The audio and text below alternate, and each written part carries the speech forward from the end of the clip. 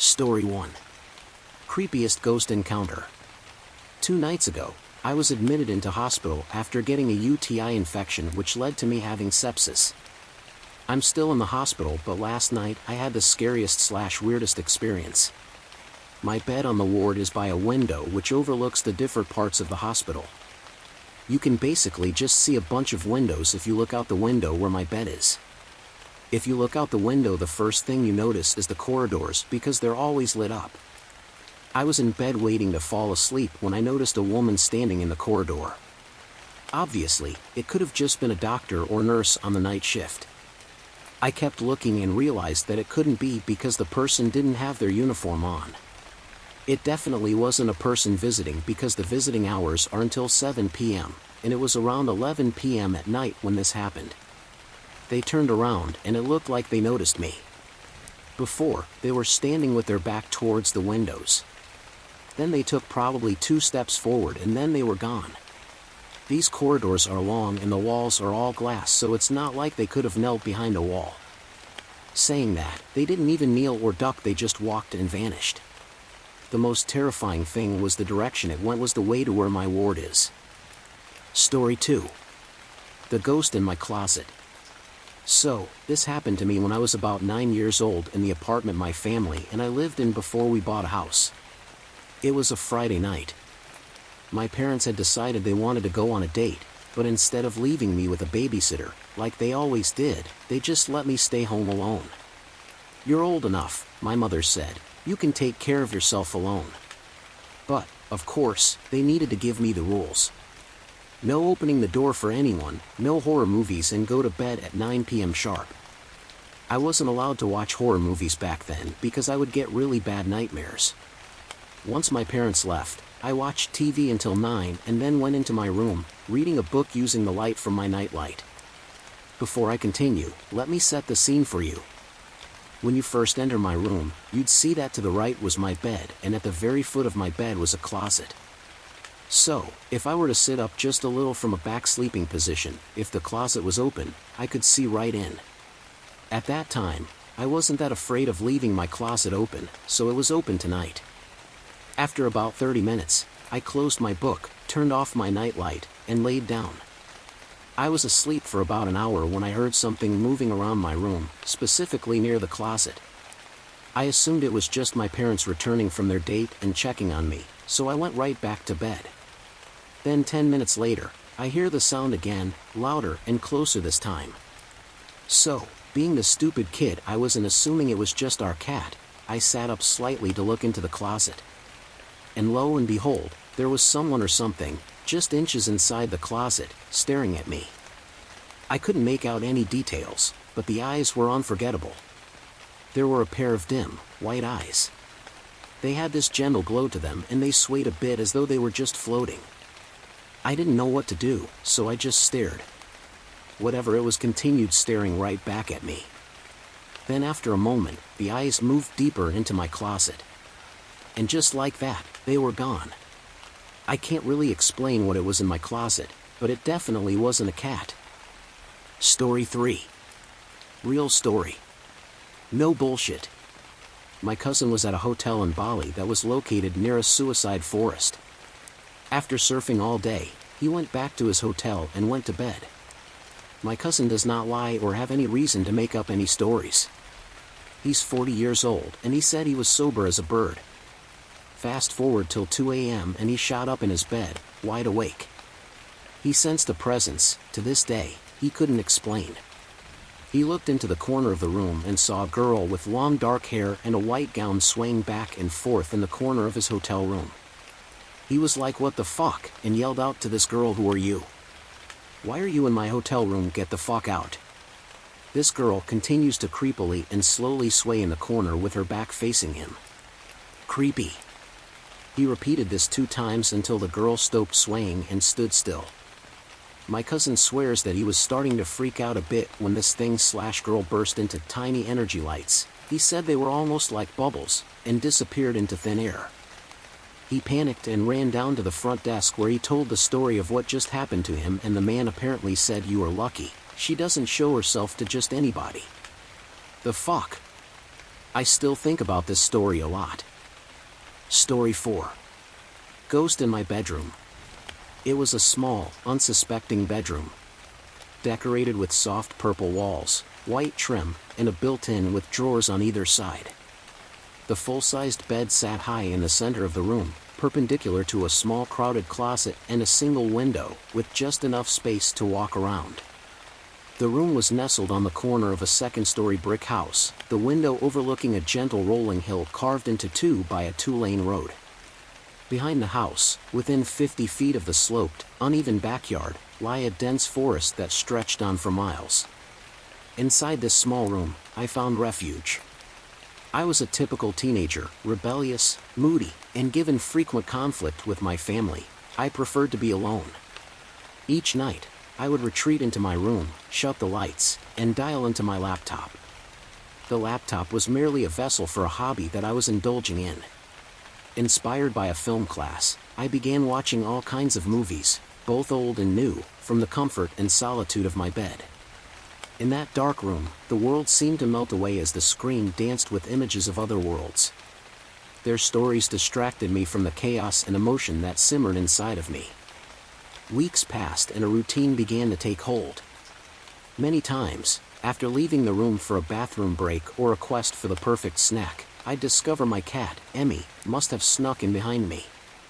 She was a short-haired black cat, impossible to see in the dark behind the screen, but I could feel her jump onto the bed and settle into the corner.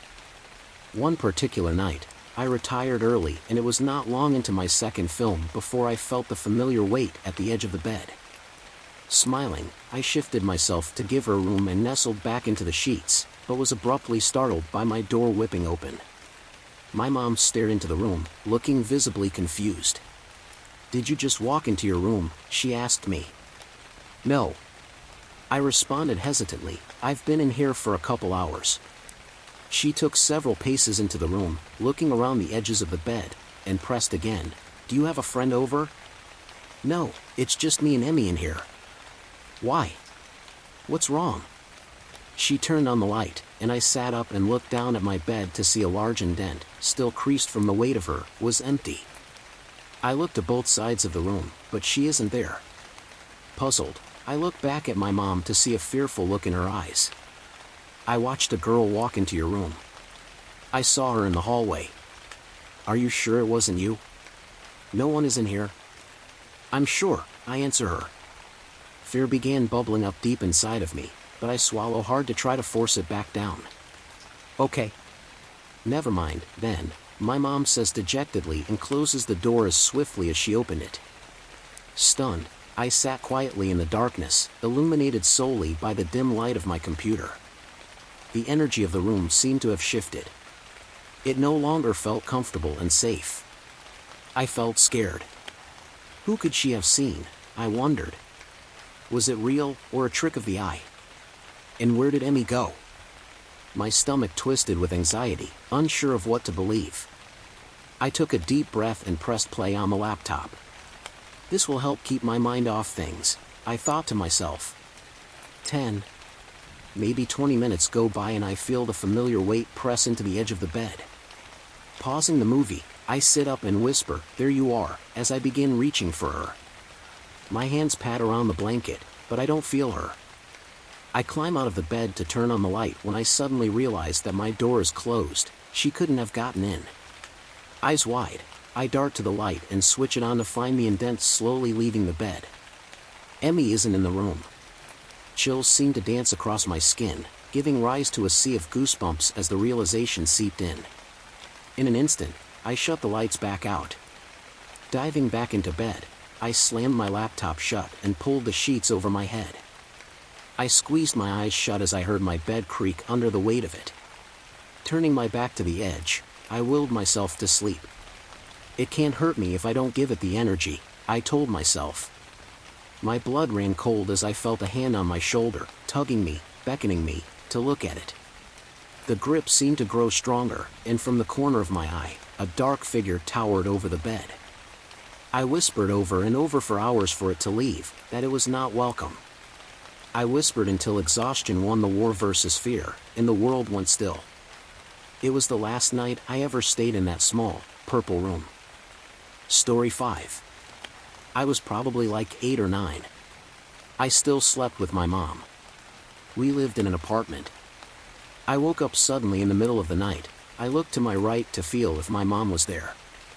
She was not there. I felt the whole bed. Then I looked to my left and saw this black shadow figure. This shadow figure was at least 2 feet away from me. It stood tall and long, almost to the ceiling of our apartment.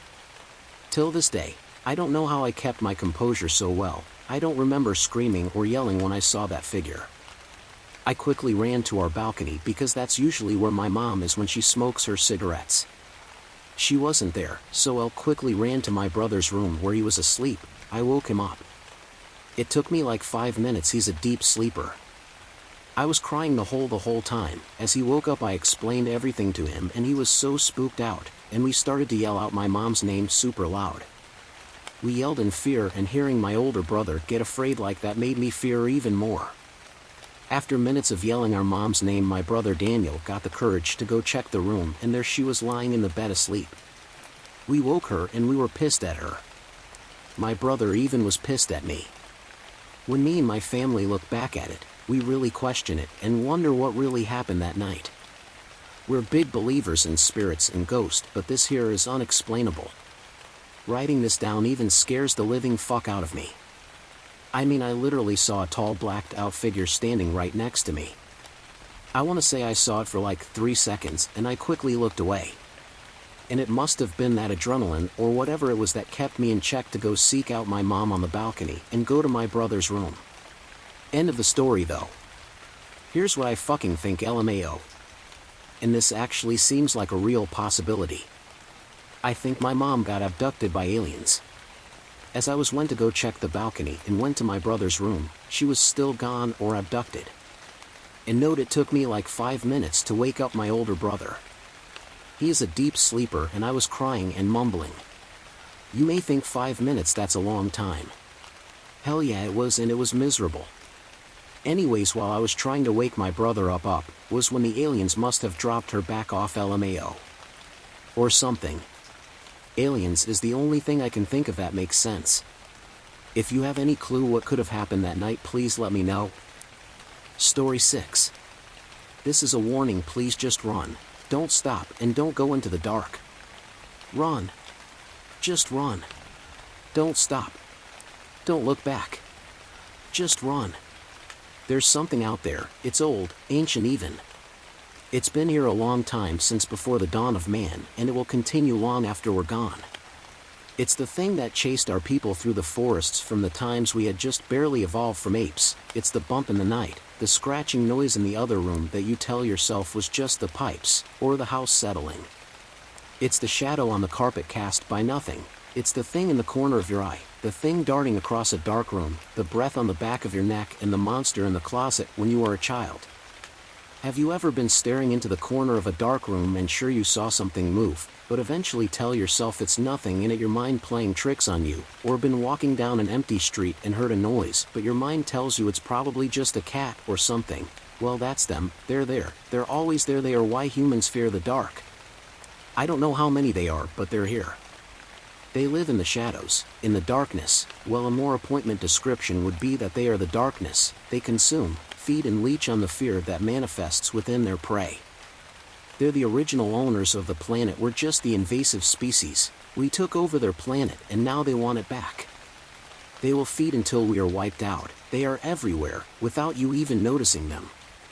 They have been watching and waiting for the perfect moment to strike, and now that time has come. They are hungry for flesh and blood, and we are the perfect cattle. All they had to do was wait for us to get fat and complacent, get us thinking we are the dominant species.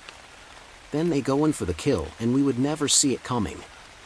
They are not demons or ghosts or ghouls, goblins, vampires, or werewolves. These are real, and they have chosen me next. They did not choose me for food, they chose me for something else. I don't know what that is, but I can feel it, like a cold wave across my skin that makes my hair stand on ends. It feels like freedom. They need me. They showed me the light, the beauty of how they live. They don't want to hurt us. They want to free all of us. They love us. When you stare into the darkness or see them out of the corner of your eye, don't look away, look deeper. Look and you just might see them, because they will see you. They'll be there ready and waiting, so the next time you see them, I beg you please, don't run. Just don't run. Stop. Look back. Just don't run. Story 7. It's been a while since I last wrote about my spiritual experiences, so to speak. I only plan on writing about true events, so please bear with me. It takes a lot out of me to have to relive these nightmares and account for so many details that I've worked so hard to forget.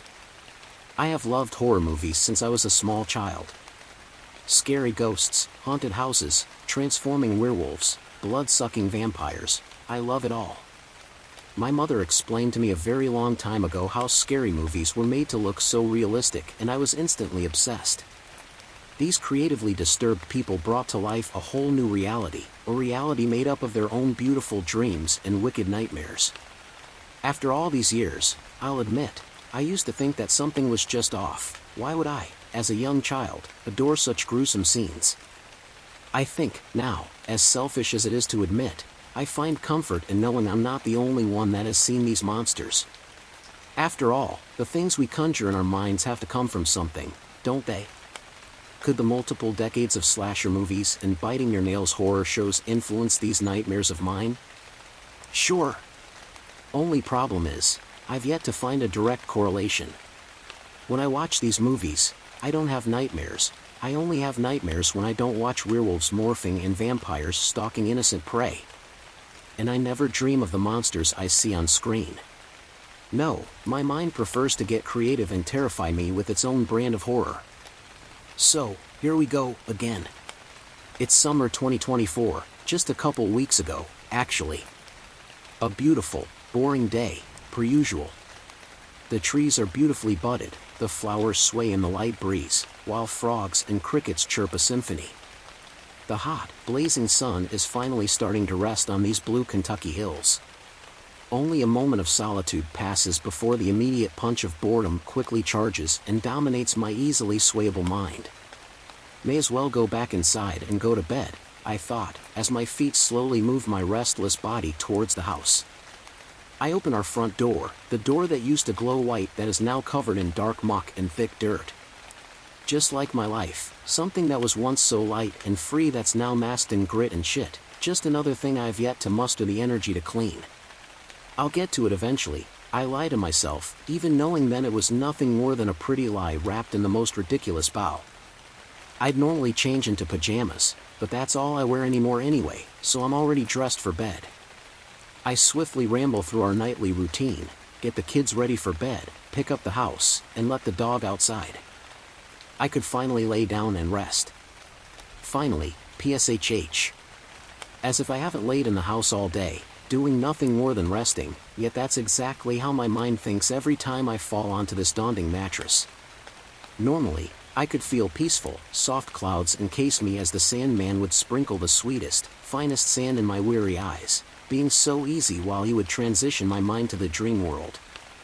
More recently, it's a bit of a different story.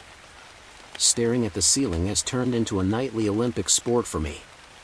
See how long I can stare into the abyss, into nothing, before my mind finally shuts up and allows me to rest. Crowded thoughts and tantalizing words clutter every crevice of my brain, rendering my consciousness vague and foggy. Eventually the overcrowding becomes too much and I can start to distance myself, just enough to escape into the solitude of sleep.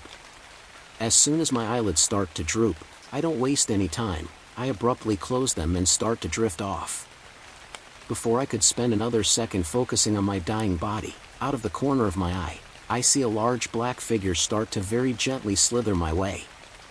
As I stood there in the doorway between the blue and red rooms, fear overcame every cell of my body and my body refused to retreat. I've always been a fighter, even in my dreams. Worst case, I'll run away. I fully understand the fight or flight scenario and I've employed both without any shame. This, however, was something I've never experienced before. I'm not just stuck in this old, Victorian house, I'm stuck in this exact spot between what seems to be two different worlds, the world that comforted me so passionately just minutes ago, and the world that stood in front of me, a world made of nothing more than some starving stomach. It crept ever so slowly, like it was taking its time, building up the suspense before the big reveal. I just stood there, unable to heed the loud warning, unable to defend my very life. All I could do was wait and watch. No more than 3 steps were taken before the lights flipped back on. Although I'm still glued in place, I can finally see the dark shadow that was inching towards me, only it was no longer a black figure. It's my oldest daughter. It had her beautiful dark blonde hair, her searing blue/green eyes, and her cute, pouty lips, but those lips were wrapped around a set of sharp, jagged teeth, and her smile. Oh, that smile. It was a smile that sat so high on her perfect little cheeks that you could see every serrated tooth this thing had. It moved so differently, as if it was trying its best to mock her natural movements, but could only do so in small bursts, then get stuck and have to reorient. Despite its best efforts, I knew this could not be my child. The energy was wrong. It was chillingly cold, unnaturally cold. Mommy? What's wrong? It's me, it's your baby. Mommy, it kept screaming, repeating the same few words in my daughter's sweet voice. But that smile did not move. That gaping smile, those unsettling teeth, did not muster a word. It was biting down so hard, I could hear its teeth grind as it shifted its sharp jaw, ever so slightly. Saliva ran down those teeth onto my daughter's chin, dripping in the perfect teardrop shape. Mommy, are you okay?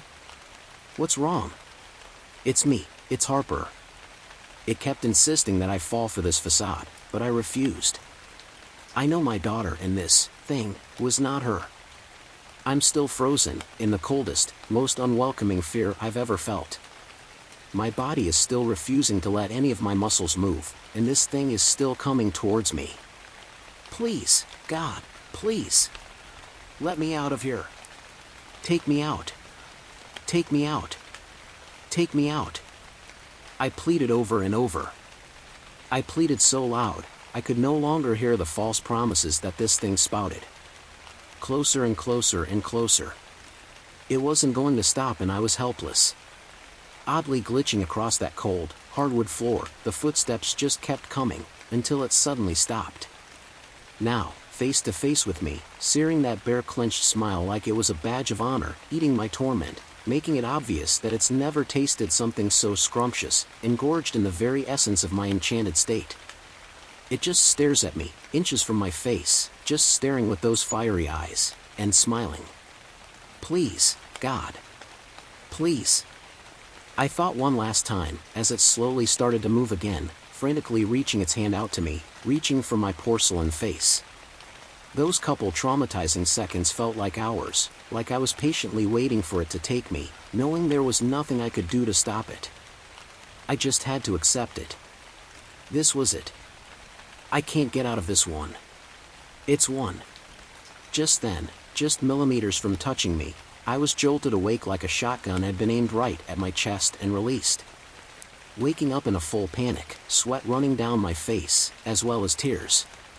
What had just happened? Am I okay? Where did IT go? I look straight at the clock that reads 3 a.m. Of course. Of fucking course. I do what I can to calm down, take deep breaths and try to relax. Not working.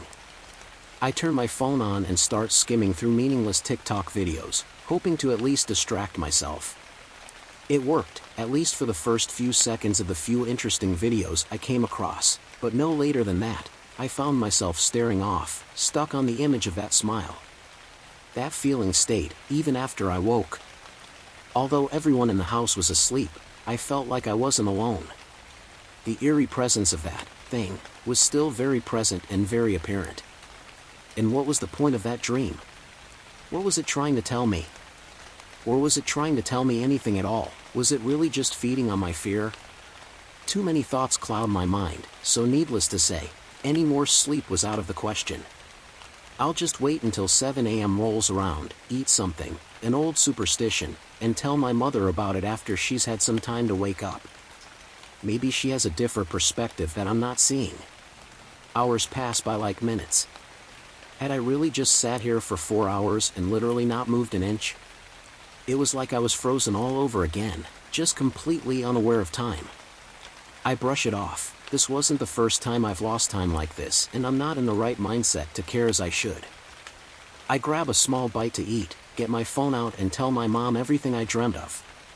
"Wasn't this was it?" was the only response I got, attached with a photo. A photo of this dark, empty, smiling thing with black eyes and long, pointed ears. Although I didn't recognize the face, that smile I most definitely recognized.